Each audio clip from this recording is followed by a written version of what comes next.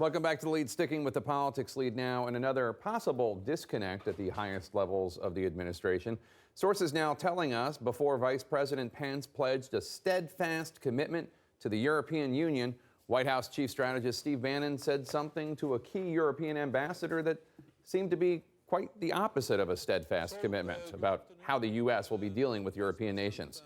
CNN Global Affairs correspondent Elise Labott joins me now. And Elise, Vice President Pence delivered the message he did about the importance of the EU, but in an interview just a few weeks ago, President Trump gave a quote in which he told the Times of London, "Look, the EU was formed partially to beat the United States on trade, okay? So I don't really care whether it's separate or together. To me, it doesn't matter." I mean, talk about mixed messages. Well, it's definitely a mixed message, Jake. And diplomats are telling me that days before Vice President Mike Pence was in Brussels, telling the EU that he and President Trump both want to deepen the U.S. political and economic partnership, Steve Bannon met with Peter Wittig, the German ambassador to the United States, and described the EU in this meeting as a flawed institution, said the U.S. favored strengthening ties with individual countries on a bilateral basis, described as a very combative conversation.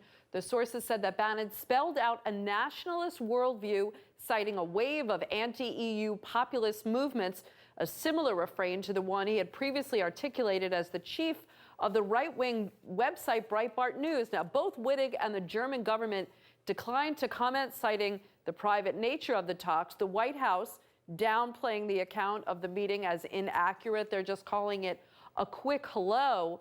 But the conversation reflected general concern about the Trump administration's policy towards the EU. And diplomats say that Pence's message of reassurance fell flat on the diplomats who were hearing a missed message from the White House about the future relationship. Jake, they believe that nobody in this administration really understands what the EU does, and they were hoping that Defense Secretary Mattis and Secretary of State Rex Tillerson were going to provide more of a moderating influence. But one of the problems is that Secretary Tillerson doesn't have anybody on his staff right now, so they're only really able to talk to the White House about this message, and it's very concerning. How do the Europeans plan to respond, if at all?